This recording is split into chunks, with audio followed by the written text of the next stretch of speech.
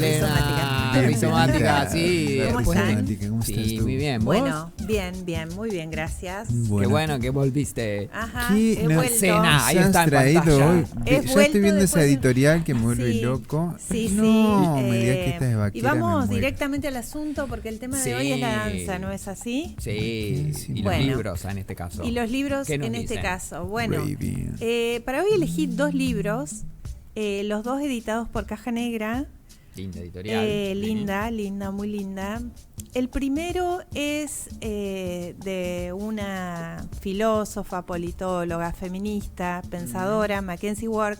Yo ya había leído de ella Vaquera Invertida, pero me interesaba hoy traer esto en relación a la danza porque tiene, en realidad se llama Raving, y ella lo que escribe en este libro, digamos, es una crónica, creo que traje fotos también, para adentrarse en el mundo de las rave. En un sentido bien específico, Sí. para los que no saben, la rave es una especie de fiesta electrónica, ¿no es así?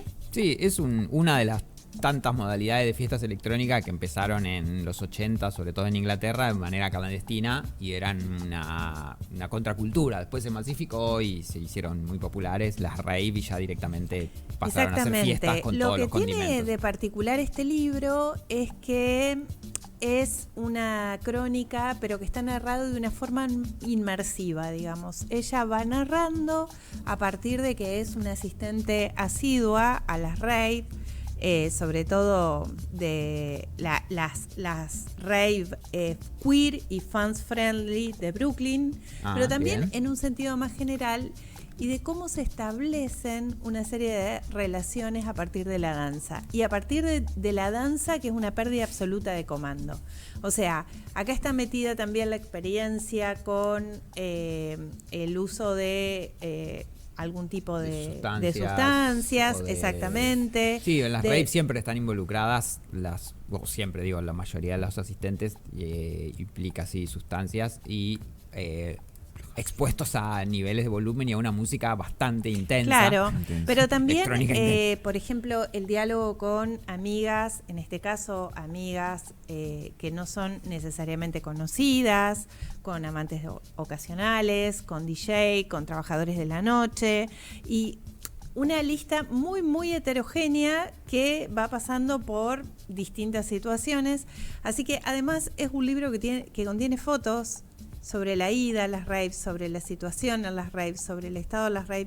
Me parece que es muy, muy interesante como un libro para entender algunas experiencias colaborativas de este tiempo, que es lo que se da en esos lugares, que son realmente prácticas colaborativas sí, de asistencia, de cansancio, de estar exhaustos, de estar conectados con otros niveles vibracionales que no necesariamente son el de la conciencia. Uh-huh. Así que para el que esté interesado en explorar este mundo de las raving, que también tiene un escenario muy distópico de lugares abandonados, industriales, como podría ser la época del rock emergente, el krautrock en Berlín, recomiendo este libro de Mackenzie, que además es extremadamente lúcida, muy filosa en sus apreciaciones y en sus juicios, y digamos siempre con el ojo puesto en el lugar donde tiene que ir. Yo leí Vaquera Invertida, Uh-huh. me topé con ese libro por casualidad, estaba buscando algo más filosófico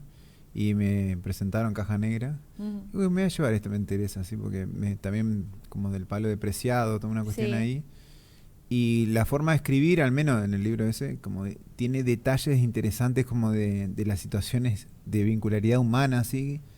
Que obviamente hacen a la persona, al contexto, al ruido, al olor, como un montón de cosas que no leí este libro, pero creo que deben estar bastante detalladas y explayadas ahí en ese libro. Sí, otro día podemos hablar también de la literatura queer y de lo que significó Vaquera Invertida para la escena literaria. Ella además estuvo en el FILBA, en el Festival de Literatura Internacional de Buenos Aires, ese año que salió vaquera invertida, pero además porque tiene la característica de que escribe desde la propia experiencia, desde la propia experiencia mental y social, pero también desde la propia experiencia corporal llevada a extremo. Como no tenemos mucho tiempo, voy a pasar al segundo. Bueno, dale. Y acá sí me parece interesante hacer un interludio, que es que siempre que pensamos en la danza o pensamos en el movimiento, tenemos la mirada del antropoceno. ¿A qué me refiero con la mirada del antropoceno? A pensar en lo humano. O sea, hablamos del cuerpo humano, del movimiento humano, de la danza humana. Y en este sentido, me parece que los grandes movimientos de pensamiento antropológico, o por lo menos los que a mí me interesan particularmente en esta época, son los que se están corriendo del antropoceno. Yo aprovecho para recomendar un libro que se llama ¿Cómo piensan los bosques?, que es de un autor... bueno, se me acaba de ir, pero no importa. ¿Cómo piensan los bosques? Después lo buscan, porque no es el libro que trajimos acá. Eduardo Kohn es el autor, perdón. ¿De cómo piensan los bosques? ¿Cómo piensan los bosques? Que es justamente la mirada acerca... Él hace 4 años de investigación en una comunidad aborigen y empieza a ver cómo ellos se relacionan con otras entidades vivientes, puntualmente los vegetales, pero también los animales, y desarrolla estrategias de pensamiento antropológico que corren a las herramientas naturales para pensar el antropoceno, o a las tradicionales herramientas para pensar el antropoceno. Entonces, ver cómo danzan las plantas, cómo danza el arte, cómo danza la música cuando danza, y por eso elegí este libro que se llama Fantasmática del Cuerpo, ni más ni menos, que es las cartas que se enviaron durante 10 años 2 grandes artistas del neoconcreto brasileño, que son Ligia Clark y Helio Oiticica. Y voy a hacer una pequeña referencia a, sobre todo, la obra de Ligia Clark.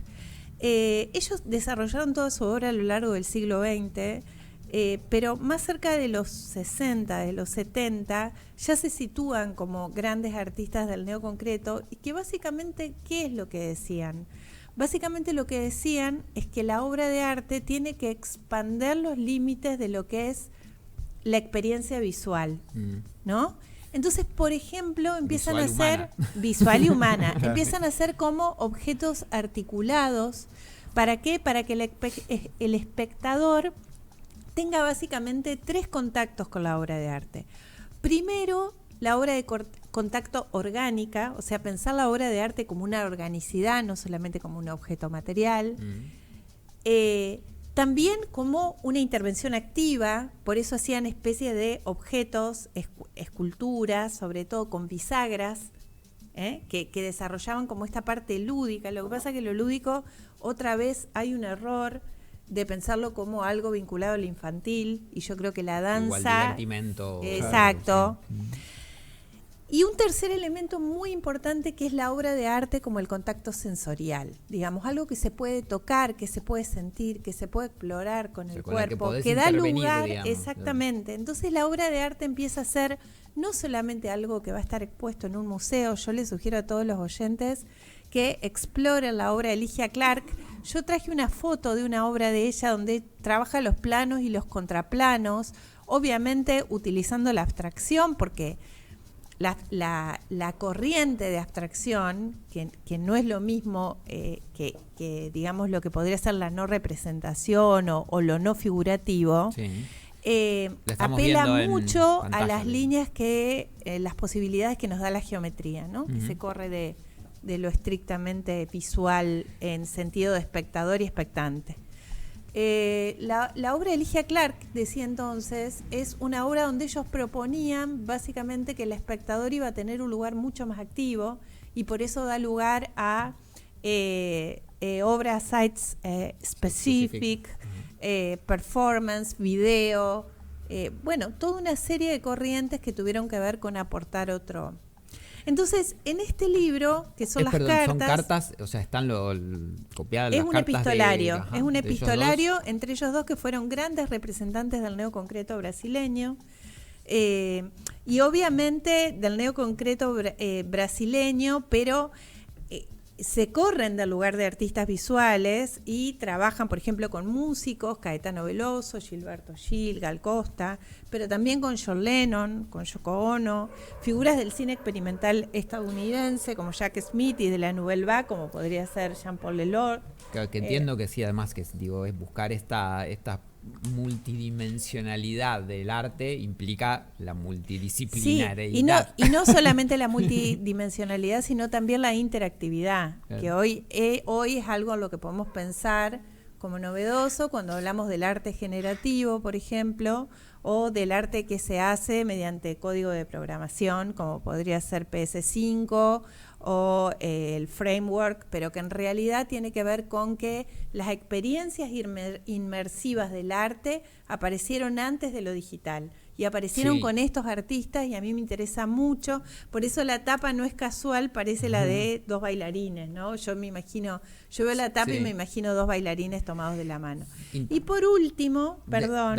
No, quería decir algo sobre este libro que decías al principio de esto de la noción que tenemos como humanos y de solo limitar la experiencia y las vivencias y las prácticas, como de toda la danza, solo en nuestro propio universo, en nuestra manera. Claro. Y que lo que decíamos antes un poco con Flor, y que en realidad, en esencia, hay un montón de cosas que están en danza. Se habla de la danza de los astros en el universo. Sí, la danza de los astros, claro, pero a mí particularmente ahora me interesa mucho. El mundo animal propone un montón de situaciones de cortejo, eso como para especificar así, propone un montón de cuestiones ahí en movimiento. Comunicacionalmente. Lo cuádrupe creo que es como esto de moverse desde ahí también como en cuatro patas básicamente. ¿Cuántas veces te han dicho te moves como un mono, dejás de hacer monería cuando estás como bailando un poco? Sí, yo para explorar eso recomiendo fervientemente el libro de Eduardo Kohn. Ganó el premio de antropología, el mejor libro de antropología, Gregory Bateson, que es uno de los premios más prestigiosos del mundo, si no el más prestigioso del mundo en antropología. Obviamente que siempre los antropólogos van a partir de la obra de Lévi-Strauss, pero a mí me parece muy interesante esta nueva mirada acerca de cómo los humanos estamos en contacto con otros seres vivientes que bailan y danzan y tienen un montón de conocimiento y de aprendizaje, y puntualmente el mundo vegetal me parece que es alucinante. Por eso, Cómo piensan los bosques, además de estos dos libros, me parece que es muy interesante que lo busquen, y bueno, espero que lo consigan. Ya que abrí el paréntesis, perdón, pero podemos hacer para el próximo programa o para otros, relacionar estos aspectos, porque con algo que alguna vez hablamos, creo que uno de los primeros programas acá, del micelio y demás, digo, esta conexión que sucede entre los distintos seres que habitamos en el planeta. Y no quiero dejar de recomendar, perdón, porque ya nos están haciendo señas.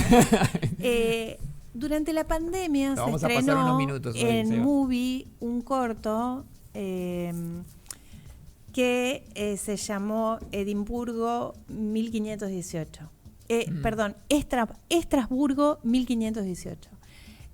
1518 fue el año cronológico de la era cristiana 1518, en donde Estrasburgo la ciudad de Estrasburgo se vio acosado por una pandemia. ¿En qué consistía la pandemia? En que empezó una persona en julio de 1518 danzando en la calle, y esa danza fue contagiosa. Al mes había 400 personas bailando, y esa danza es un hecho que cuentan los libros de historia, que duró casi 3 meses, donde la gente empezó a morir de agotamiento. Hay un montón de hipótesis vinculadas con esto, pero se hizo un corto que se estrenó en Movie, que si lo buscan a lo mejor lo pueden encontrar en alguna plataforma libre, quizás en Movie todavía está, donde cada uno de los bailarines bailaba desde su casa, emulando esta especie de psicosis general que algunos atribuyen a un envenenamiento con un hongo que sucedió en la ciudad de Estrasburgo en 1518, así que no quería dejar de recomendar buenísimo traerlo corto. Perdón, pero... Sabía de esa anécdota, pero no me acordaba lo del año. Pero perdón, nos quedan 30 segundos de programa y esto, si no, o me lo Bueno. llevo yo o no sé, así nomás lo quiero Bueno, decir. o sea que... ¿Algo más querías decir? No, No, repaso. decía algo más y me ¿Cómo, llevo- cómo me piensan los bosques de Eduardo Kohn? Fantasmática del cuerpo, la Anotado eso. correspondencia epistolar entre Ligia Clark y Elio Oiticica, Raving de Mackenzie Work, no dejen de leerlo, abórdenlo con paciencia y Con amor. disfrute y con Con locura, porque las disfrute, raves para son- poder pensar en otro tipo de antropología más amplia que no esté basada siempre en el ser humano. Bien. Buenísima esta sección y también dejamos el documental ahí como una como una recomendación. Anda un animal volando y ya nos llama la atención. Hermoso. Bueno, Sí, sorteo. hace un montón que no De venía. Glazer es el documental. Ah, bien. ¿Mm? Así Bueno. que para que lo